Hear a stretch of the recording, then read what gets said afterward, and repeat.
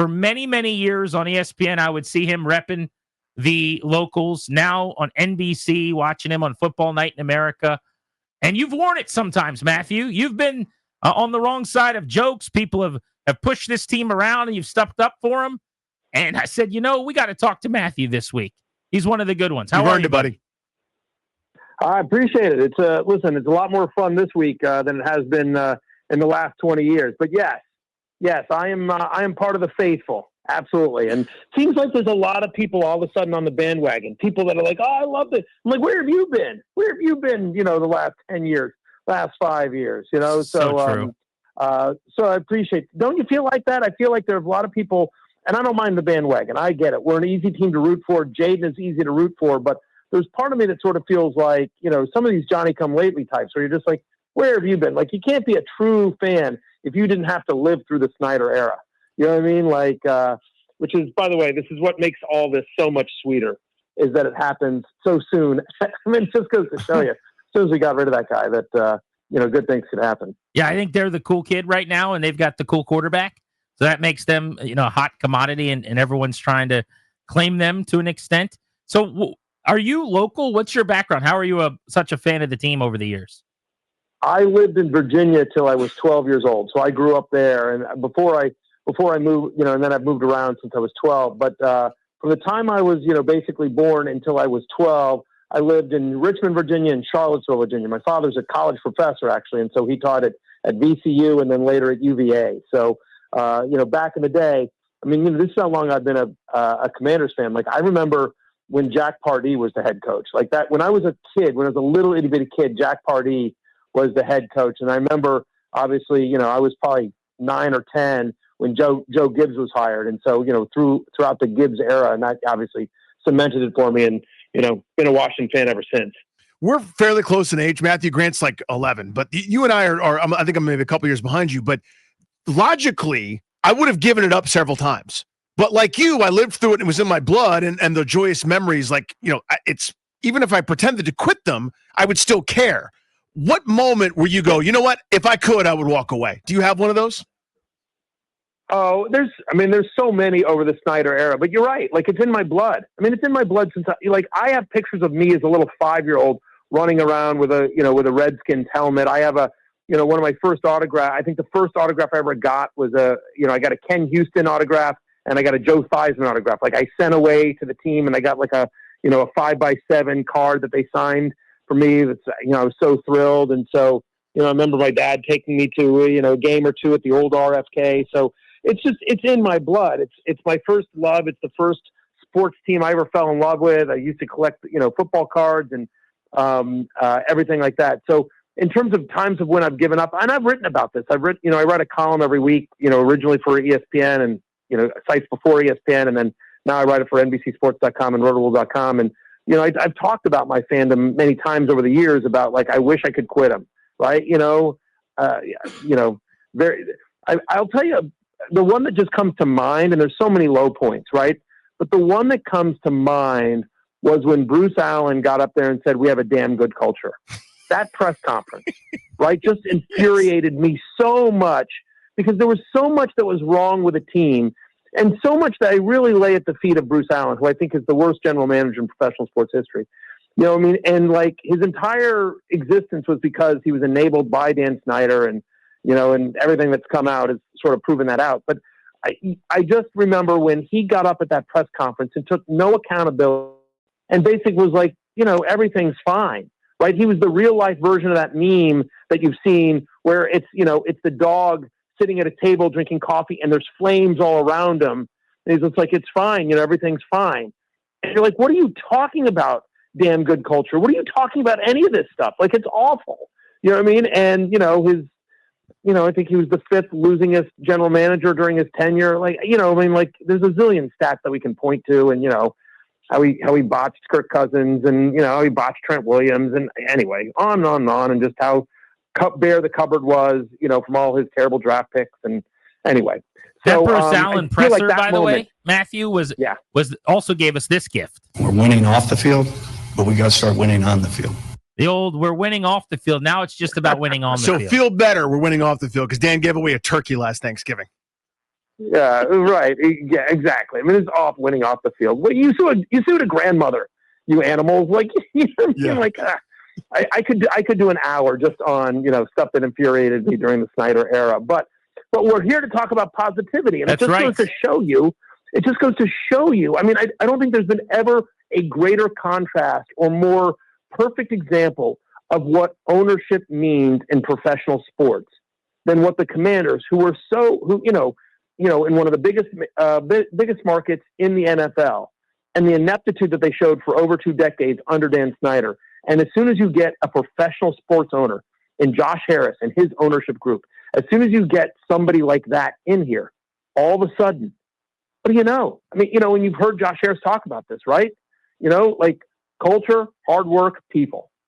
That's what it takes, right? You know what I mean? Like, and it's proven itself out. It's proven itself out. And like, it's been a magical ride. And I hope we're talking in a couple of weeks about the Commanders' Super Bowl victory. But it's been unbelievable this year because it's not some quick fix. They have built, Josh, Adam Peters, Dan Quinn, and the entire organization have built a foundation that can be built upon for years and years and years. Matthew Berry's with us on Grant and Danny. You mentioned this overnight renaissance. So much of it revolves around Jayden Daniels. Now, you do a lot of work, obviously, in the fantasy community and pre-ranking and trying to figure out what skill position guys, quarterbacks are going to do. What was your expectation coming into the year for Daniels, and what do you make of the year he just had? Where does it come in terms of historical fantasy seasons for rookies?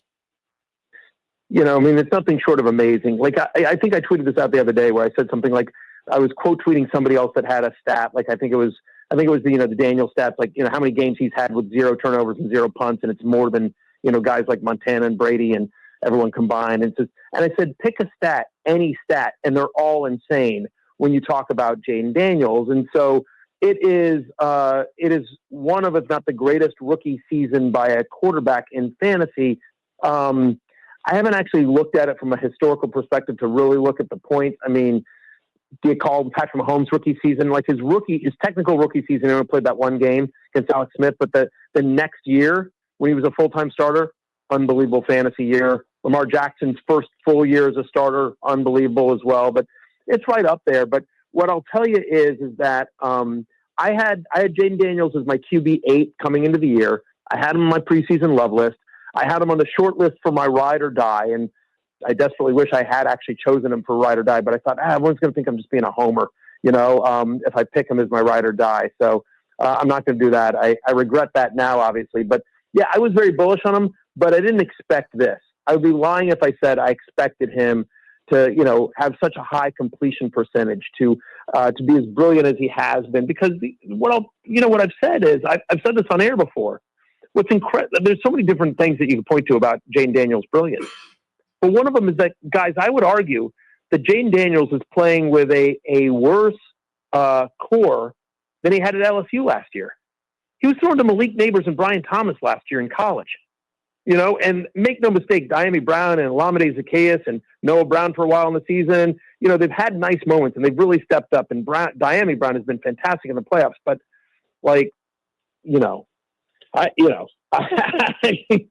Malik Neighbors and Brian Thomas is kind of crazy in college. You understand what I'm saying? So it's brilliant what he has done with players that at the beginning of the year, with the exception of Terry McLaurin, that the rest of the league sort of felt like, there wasn't a huge market for Olamide Zaccheaus. There wasn't a huge market for Noah Brown. No one was beating down Adam Peters' door saying, hey, what can we get Dyami Brown for? And so Zach Ertz was out of football. Guys, Zach Ertz was out of football last year. And they've all been brilliant. And that's a credit to Jayden, and that's a credit to Cliff Kingsbury, and it's a credit to those gentlemen as well. They've put in the work, they've bought into the system, and they've been nothing short of terrific this year. Matthew Berry with us here on G&D. You just kind of touched on this, Matthew, but this is the thing, like in talking to like other dads at, dropping my kids off at school or, chatting with friends, text and otherwise, like you just touched on a bunch of guys that, as you said, probably wouldn't be starting or getting reps or looks for 25, 26, 30 teams across the NFL. And yet here they are, 60 good minutes of football away from the Super Bowl. Like, how is this happening? You know what I mean? Like, I get Jayden Daniels is special. Kingsbury's made some nice adjustments, and that's cool. But they forced all the turnovers against the Detroit buzzsaw of an offense. Like, how is this group doing this? Yeah, I mean, I think it's a great question. I think they've been schemed open. I think, and I think that Jayden has raised the play of everyone around him. And credit to those guys. You know, like the completion percentage doesn't happen if guys on the other end of those passes don't come down with them.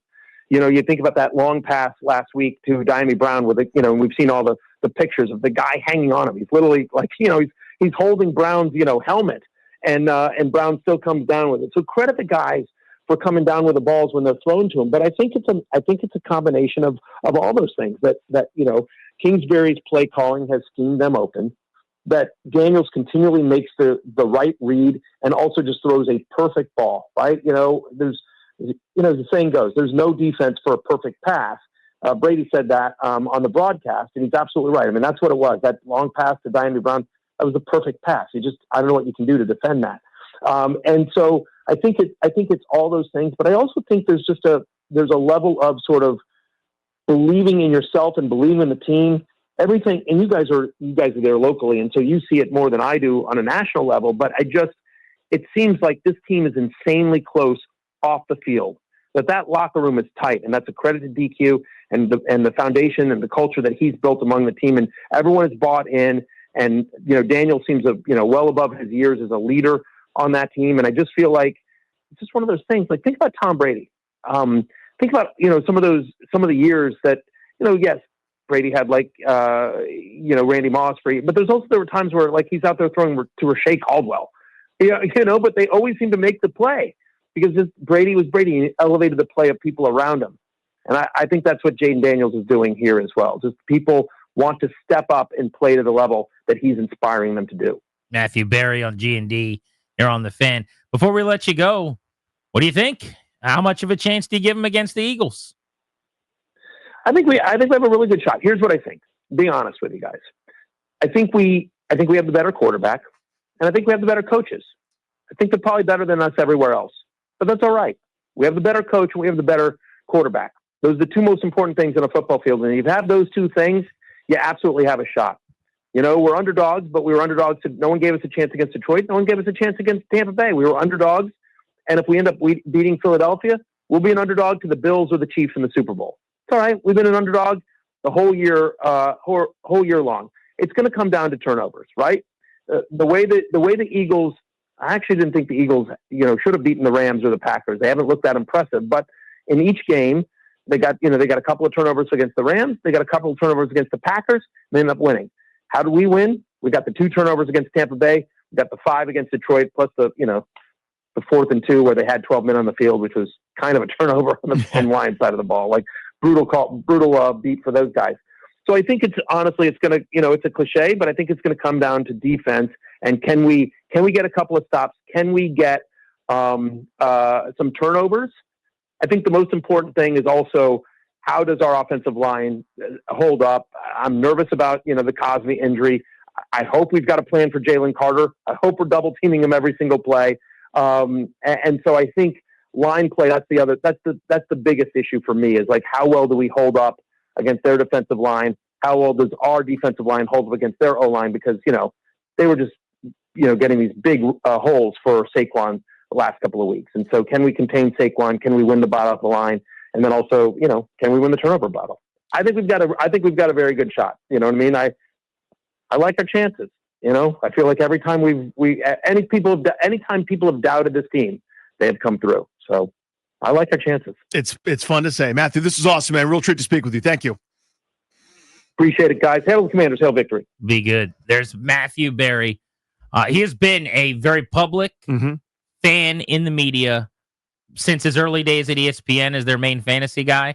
And now even on Football Night in America, he is kind of the Washington representative. Yeah. Shtick aside, like I've been reading him and following him and consuming his content forever. Yeah. Like he was the first one through the breach to make fantasy a thing. Not that people weren't playing, but like that we would have legitimate content all the time and this thing that's ubiquitous that everyone's doing. Like he's like, no, I'm going to make a living doing fantasy football.